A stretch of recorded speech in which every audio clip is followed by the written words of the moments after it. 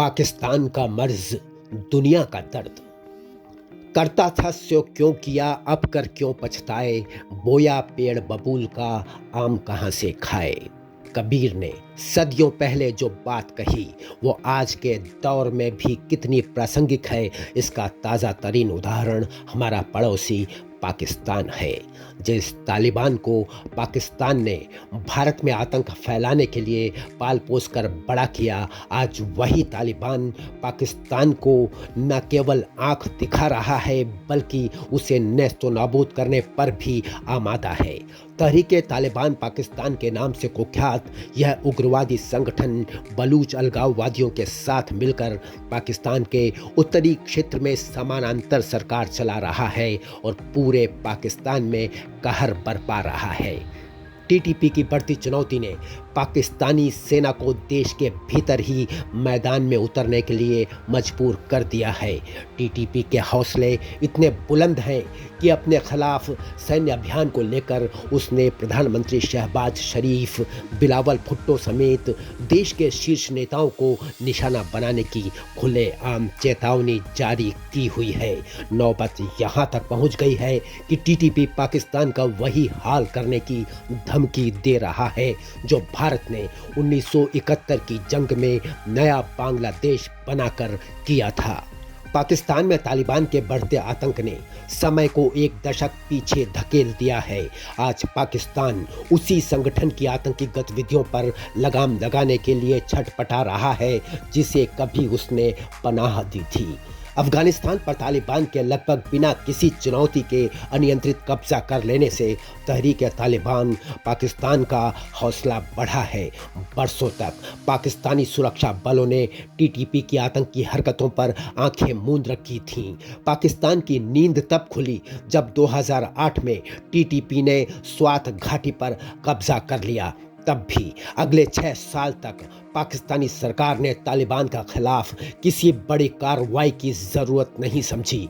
2014 में जब तालिबान ने पेशावर आर्मी पब्लिक स्कूल में आतंक का कोहराम मचाते हुए 132 बच्चों और 17 शिक्षकों को मौत के घाट उतार दिया, तब जाकर पाकिस्तानी सेना ने तालिबान के खिलाफ अपना सबसे बड़ा ऑपरेशन शुरू किया। सेना के ऑपरेशन के बाद टीटीपी का अधिकांश नेतृत्व और कैडर अफगानिस्तान भाग गया। सितंबर 2021 में जब अफगानिस्तान में गनी सरकार गिरी तो टीटीपी ने एक बार फिर पाकिस्तान का रुख किया। पिछले साल जून में पाकिस्तान सरकार और टीटीपी के बीच युद्ध विराम पर राजीनामा भी हुआ, लेकिन स्थायी हल तब भी नहीं निकल पाया। 5 महीनों में ही पाकिस्तानी तालिबान का सब्र जवाब दे गया। सीज फायर समाप्त होने के बाद से ही पाकिस्तान में सुरक्षा बलों और नागरिकों के खिलाफ टीटीपी के हमलों में 51% की बढ़ोतरी देखी गई। वर्ष 2022 में पाकिस्तान में 250 आतंकी हमले हुए, जिनमें करीब 440 लोग मारे गए और 700 से ज़्यादा घायल हुए। इनमें ज़्यादातर हमलों के साथ टीटीपी का नाम जुड़ा था।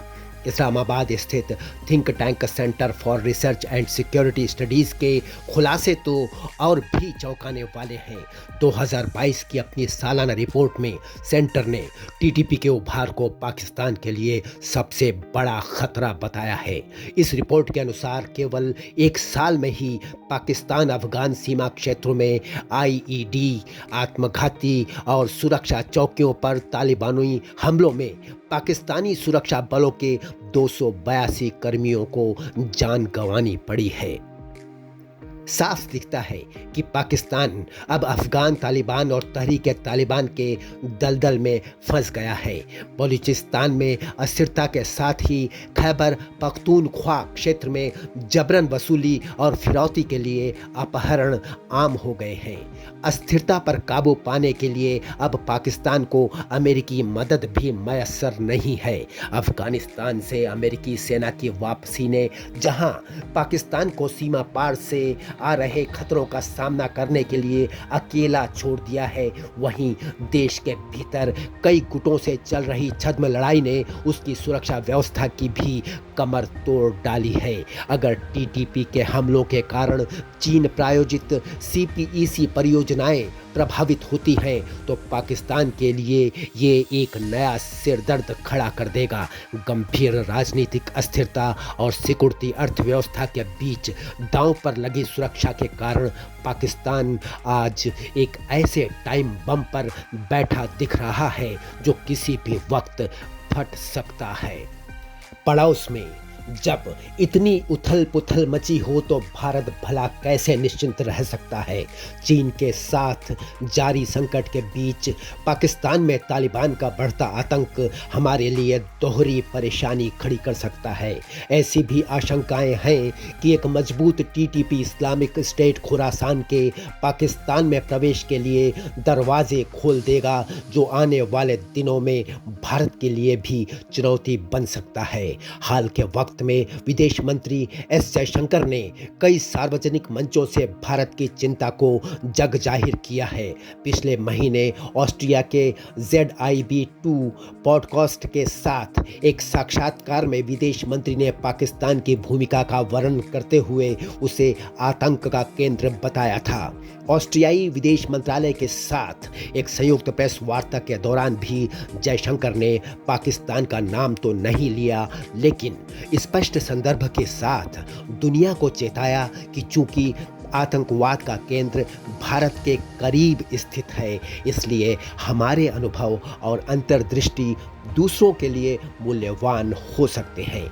इससे पहले संयुक्त राष्ट्र में भी विदेश मंत्री ने दुनिया को हिलेरी क्लिंटन के करीब एक दशक पुराने उस ऐतिहासिक बयान की याद दिलाई थी जब क्लिंटन ने आतंकियों को पनाह देने की पाकिस्तान की नीति की तुलना घर के आंगन में सांप पालने से की थी।